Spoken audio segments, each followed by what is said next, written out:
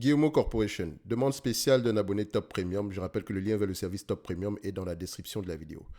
On a déjà eu à mentionner cette compagnie ici précédemment. Il y a plusieurs mois ici, si je ne me trompe pas, la période ici, on était à peu près il y a 7 mois. Donc je pense que c'était qu'en début d'année. So, on avait aux alentours de 10 euros par là. Et à 10 euros, qu'est-ce que je vous dis? L'entreprise était juste correctement évaluée. Et là, ça prenait même en considération la période exceptionnelle actuelle, qui, on avait bien remarqué, ça se voyait clairement que cette période-là était exceptionnelle. Donc, si cette compagnie-ci venait à vous intéresser, il fallait absolument répondre à la question à savoir pourquoi est-ce qu'elle a eu des résultats exceptionnels en 2021 et est-ce que c'est durable? Est-ce qu'elle peut maintenir ce niveau de marge-là, ce niveau de revenu-là? OK. On avait également une entreprise qui avait beaucoup de cash, qui est une bonne chose. Mais comme je l'ai dit et je l'ai également mentionné, si elle ne générait pas des free cash flow ici, elle aura tendance ici à brûler ce cash-là. Okay? Surtout pour payer les dividendes, etc. Parce que c'est avec c'est avec le free cash flow qu'on paye le dividende. So, on retrouvait donc, on s'entendait que l'entreprise elle était correctement évaluée aux alentours de 10 euros. C'est-à-dire que pas d'opportunité. OK? Mais en supplément de ça, même à 10 euros, ce n'était pas une entreprise assez intéressante. Vu l'historique de la compagnie ici, ce n'est pas une entreprise sur laquelle on pourrait investir le cœur tranquille. Tout simplement parce que quand vous regardez du Guillemot, regardez ceci. Ça, c'est la courbe des bénéfices nets de Guillemot. Donc, c'est-à-dire que les bénéfices sont instables, très instables. Et vous constatez que uniquement sur les 5 dernières années qu'on commence à voir quelque chose voilà, d'assez positif. Et quand je dis positif, c'est toujours instable. Ça se voit littéralement ici. On voit clairement que pendant la pandémie, donc la courbe en orange ici, elle a gagné beaucoup d'argent. Et là, on revient à une certaine normalisation des choses. OK? Donc, les prévisions, généralement, des analystes, si cette compagnie-ci, c'est vraiment du 50-50. Donc, c'est un business assez imprévisible également. Et comme on peut le mentionner, comme on peut le voir ici, les prévisions, quand on était il y a 6 mois sur cette compagnie-ci, on s'attendait à peu près à 1,26 € d'ici la fin du mois de décembre 2023, en termes de prévision de bénéfices nets. OK, on va vérifier les free cash flow ici. Est-ce qu'on a l'information? Est-ce que ça a changé? Les free cash flow, on s'attendait à peu près à 1 euro également. Et là, on est à 68 centimes d'euros. OK, donc ça a diminué. Ça a diminué depuis, enfin, sur une période d'un an ici, on a une réduction par rapport à l'année précédente ici. Donc, vous voyez que la période de 2022-2021 était clairement exceptionnelle. On s'attend à des bénéfices nets de moins en moins élevés dans le futur. Donc, on peut le voir, enfin, des bénéfices nets de moins en moins élevés par rapport à ce qu'on a eu précédemment. Donc, ces bénéfices nets-là, les prévisions ont été réduites sur les 6 derniers mois. Donc, en 2020, les prévisions, quand on était, il y a 6 mois, les prévisions de 2024 étaient à 1,37 € et là, on se retrouve à 52 centimes d'euros. Et en 2025, on s'attendait à peu près à 80 centimes d'euros et là, on se retrouve à 64 centimes d'euros. Ça peut également changer à la hausse dans le futur. OK, faites attention. Donc, quand on regarde les bénéfices, la courbe des revenus de cette compagnie-ci, vous pouvez clairement voir qu'elle a connu quelque chose d'exceptionnel à partir de 2020. Donc, ce genre de business-ci, j'aurais tendance à normaliser les résultats. Donc, comme je l'ai toujours dit, je n'ai pas envie d'avoir précisément raison, je veux avoir le moins de tort possible. Quand j'ai un type d'entreprise pareil, revenu, voilà, ça semble être croissant, OK, mais je vois déjà ici que c'est une croissance ici, voilà, soit c'est une compagnie cyclique, soit c'est une croissance par acquisition. OK.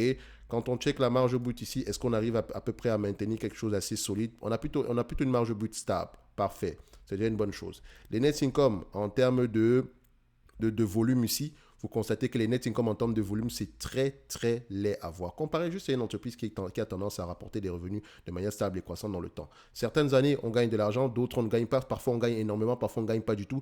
Ce n'est pas ce type d'entreprise qu'on recherche. On recherche avant tout la stabilité ou la croissance. Avant même de rechercher la croissance, on recherche au moins la stabilité des bénéfices. Ici, on n'a pas de stabilité des bénéfices. Donc, c'est-à-dire que le multiple qu'on va avoir tendance à utiliser ici va être bas par rapport à certaines autres entreprises. Et vous constatez ici que même en termes de free cash flow, c'est la même chose, beaucoup de variations. So, si je vais donc évaluer ce business-ci du point de vue marge, et encore les marges, je vais les normaliser, voilà ce qu'on obtient. Donc, les marges de ce business-ci, sauf si le business a clairement changé depuis 2016, hein, sauf s'il y a quelque chose de totalement différent ici. Mais pour le moment, quand on regarde les chiffres, voilà ce qui ressort. Donc, nous avons un business ici en médiane. Quand on prend la médiane des marges bénéficiaires de cette entreprise sur les 20 dernières années, 1,26%. OK, Ça fait quand même long, 20 dernières années. Sur les 10 dernières années, nous avons 2,65%. Sur les 5 dernières années, nous avons 9,90%. Donc, c'est-à-dire que sur les 5 dernières années, vous constatez que les 5 dernières années ont été, à partir de 2020, c'est quelque chose d'assez positif. On gagne beaucoup d'argent en termes de marge ici. On a des marges de près de 10%. Qu'est-ce qui a changé dans ce business-là? Vu le type de produit qu'on vend ici, il y a de grandes chances que la pandémie soit passée par là. Donc, c'est-à-dire que nos hypothèses optimistes, ça sera avec les marges de 10%. Et nos hypothèses pessimistes, ça sera avec des marges ici aux alentours de 2,65. La médiane de ce qu'on a obtenu sur les 10 dernières années. Donc, je me dis ceci. Au pire des cas, si la période actuelle est exceptionnelle, il y a de grandes chances qu'on se maintienne à 2,65. Maintenant, s'il y a changement, si vous pensez qu'il y a changement, allez bien vérifier pourquoi est-ce que le management pense qu'on aura des marges de 10%. Donc, on va essayer de jouer avec les deux. On aura une hypothèse optimiste et une hypothèse pessimiste. Donc, voici ce que ça va donner. 1. Le revenu actuel, est-ce qu'il est durable? En termes de prévision ici, qu'est-ce qu'on constate? Est-ce qu'on a des analystes qui sont sur le dossier ici? On s'attend à des revenus moins élevés dans le futur et on s'attend à un certain maintien aux alentours de 150, 160 millions par là. Euh, j'aurais du mal à penser que c'est possible, mais vous voyez clairement ici qu'on va se situer aux alentours de 150 millions par là. Ok, admettons qu'on a 150 millions. En termes de marge bénéficiaire, on a ici des marges bénéficiaires on s'attend à peu près à des marges bénéficiaires fluctuantes entre 10% ici et entre 10, le plus bas c'est 1,97, après on remonte à 6-7%. Excusez-moi, mais même ça j'ai des doutes par rapport à ce que je vois, par rapport au passif de cette compagnie-ci, et je peux avoir un biais par rapport à la compagnie. Ok? Donc, c'est-à-dire que le multiple que j'aurais tendance à payer sur les prévisions futures va être très peu élevé. Et si on se base sur ce multiple-là, vu qu'on a une entreprise qui a du cash ici, je ne paierai pas plus de 10 fois les bénéfices sur les bénéfices futurs, estimés. C'est-à-dire que si je me base par rapport à ce qu'on attend en 2025 ici, 6 euros, 64 centimes d'euros, 10 fois les bénéfices, on aura à peu près aux alentours de 6,40 €. Je ne prends même pas en considération la dette. OK? On a du cash ici, donc ça sera même une bonne chose. Donc si on ajoute le cash, on peut aller plus haut que ça. Mais limitons-nous déjà à ce qu'on voit présentement ici.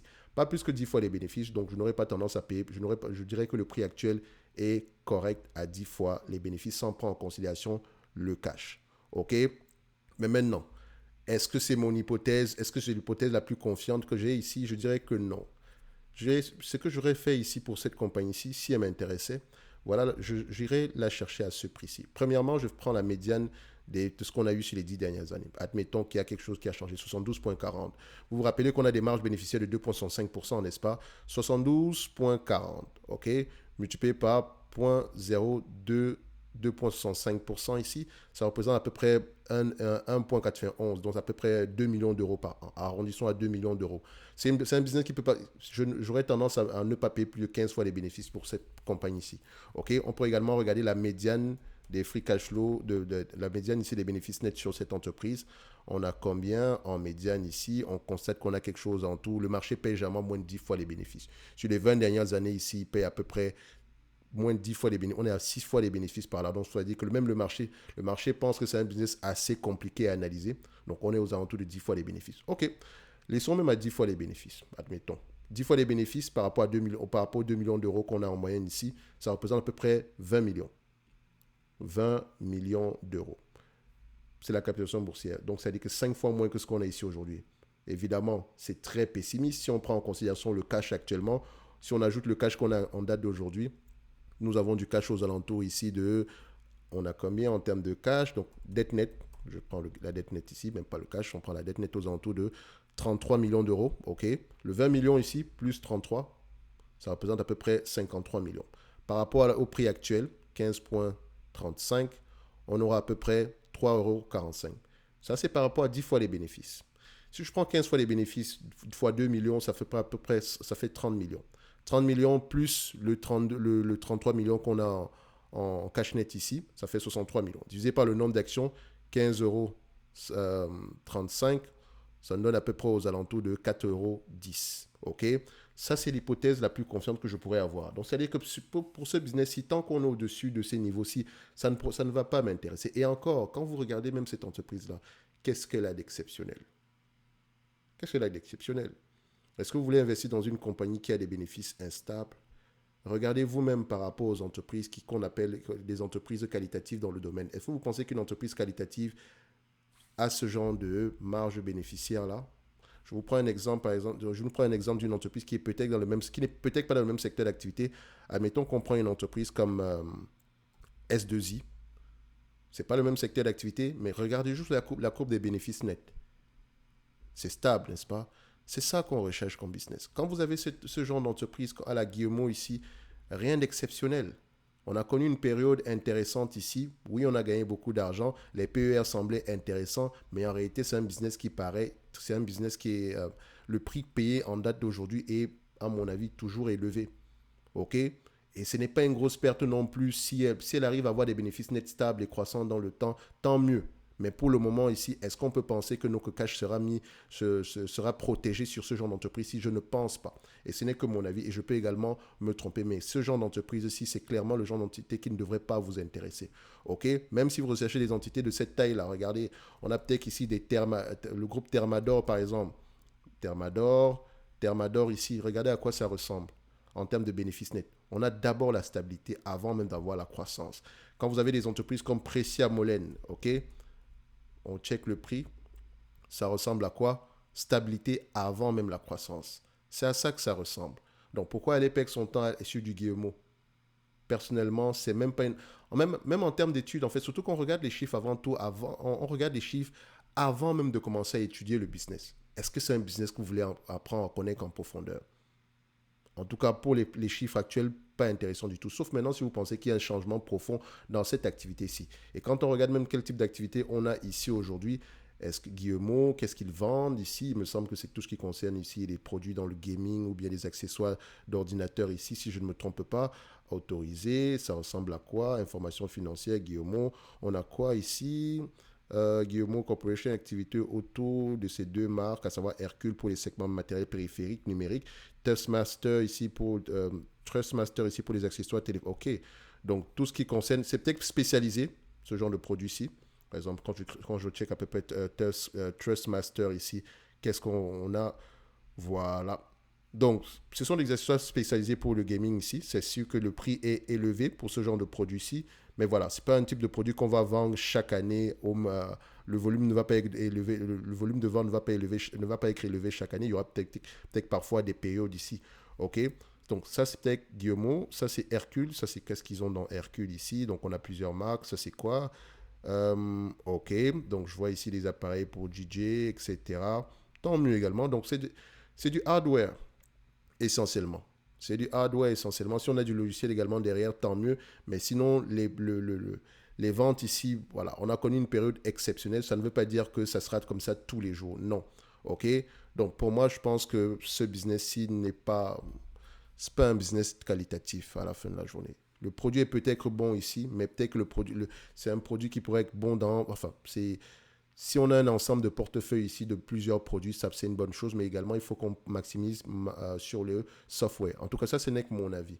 Pour moi, ici, Guillemot, je pense que, voilà, c'est même difficile pour moi de dire ici qu'aux alentours de 4 euros, ça pourrait être intéressant. Non, c'est clairement, allez regarder ailleurs, s'il vous plaît. Il n'y a rien d'exceptionnel ici. Donc, je pense qu'on va le faire comme ça, simple, d'accord? Donc, c'est un business clairement difficile à analyser déjà. OK, c'est très compliqué pour un business parce que les bénéfices nets sont assez instables. Aujourd'hui, 1 euro, demain 0,5 centimes d'euros, après demain 0,25. Finalement, on aura combien? OK, donc, vaut mieux avec le moins disant possible. Et encore, si on veut même l'acheter avec un peu plus de marge de sécurité, avec un peu plus de certitude, on va regarder les actifs tangibles nets par action. On a à peu près 5,28 euros. Donc, on peut se dire qu'aux alentours de 5,28 €, si on garde le même niveau de cash, ça peut être intéressant. Donc, si on se négocie en dessous, on se négocie à un niveau, au niveau du cash net qu'on a présentement en banque ici aujourd'hui. Et c'est une bonne chose pour nous. OK? Donc, tant que l'entreprise s'autofinance, tant mieux. Maintenant, du point de vue dividende ici, clairement, voilà, elle a du cash. Est-ce que c'est une entreprise qui devrait en verser? Moi, je pense que si elle est sous-évaluée, elle devrait plutôt racheter ses actions ici. Est-ce qu'au prix actuel, elle devrait le faire? Je dirais, vaut mieux qu'elle continue à garder ce cash-là et faire certaines acquisitions. Si elle voudrait même redistribuer un dividende ici, vaut mieux le distribuer. Vaut mieux avoir un dividende ici assez léger. OK? Dans tous les cas de figure, c'est clairement une entreprise. On va la mettre à la poubelle. Excusez-moi. D'accord? On va la mettre à la poubelle. OK? Maintenant, pour ceux qui ne sont pas contents sur du Guillemot, ça, ce n'est que mon avis. Hein. Je peux également me tromper par là, d'accord? Mais je dormirai mal la nuit avec ce genre d'entreprise en portefeuille. Donc, on va se donner rendez-vous sur la prochaine vidéo. D'ici là, portez-vous bien. Merci.